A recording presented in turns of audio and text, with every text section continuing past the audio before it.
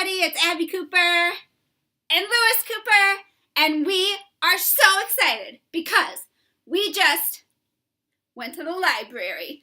Yeah! That's the crowd going wild, in case you were wondering. We picked up our first library haul of 2019, and I am so excited to do some reading, but first, I want to show you what I got. That's you going wild again, as I imagine you in my mind.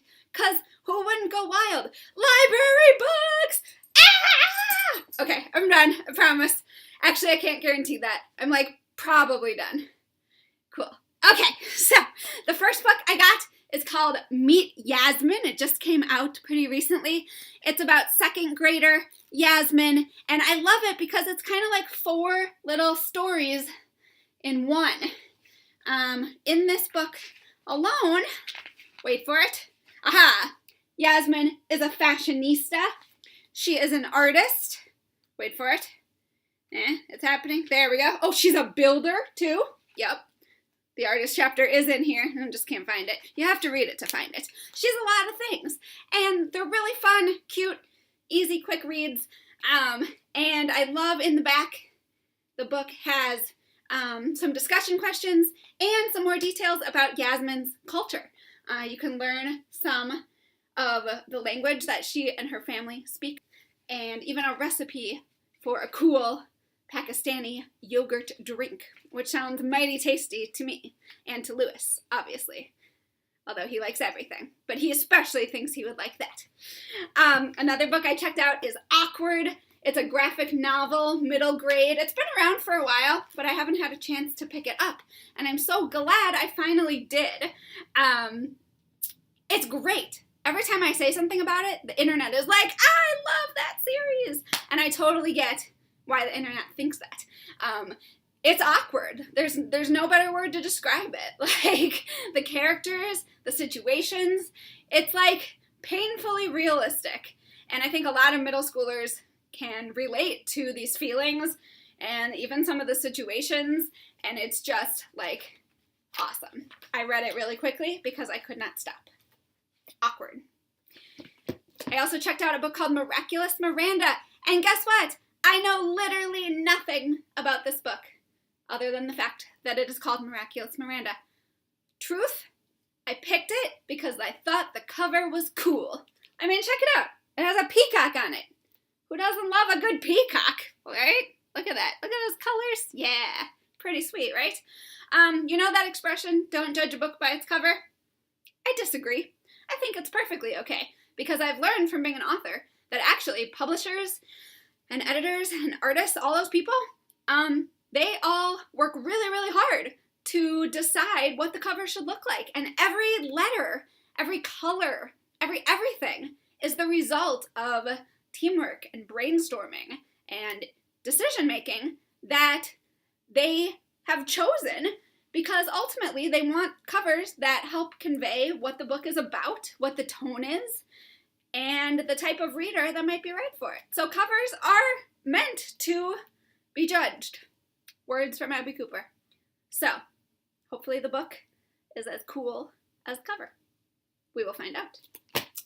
I also checked out a book called Passionate Readers by Pernille Ripp. This is another book. I think it's been around for a while, and I've been curious about it since I first heard about it. And so I said, you know what?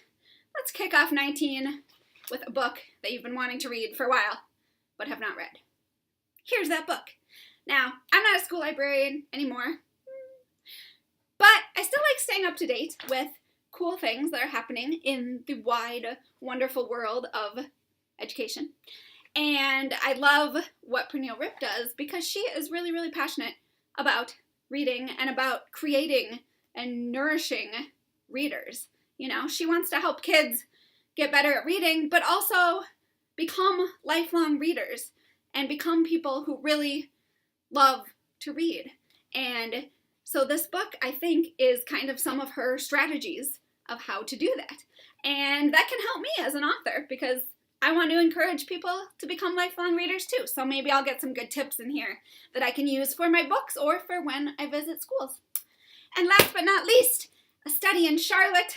I am this far. It's really, really good.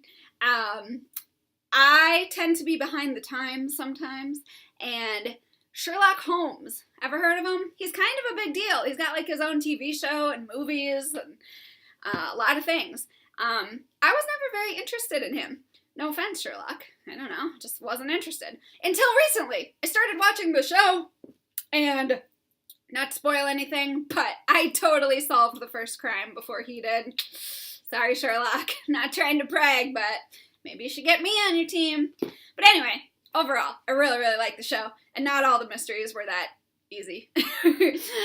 A Study in Charlotte is the young adult story of Sherlock Holmes' great-great-great-granddaughter, Charlotte, and, what's his name? Dr. Watson. Dr. John Watson. Dr. John Watson's great? There might be 3 greats. I don't remember.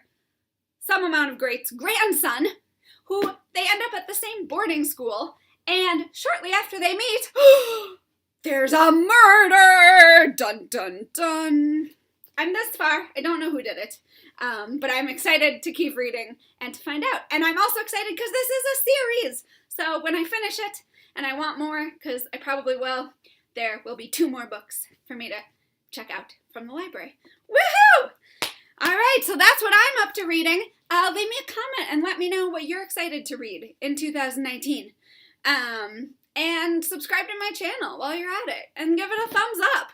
There's a lot of stuff you can do in the comments area below, and that would be awesome. Lewis would appreciate it. He's over there. Cool.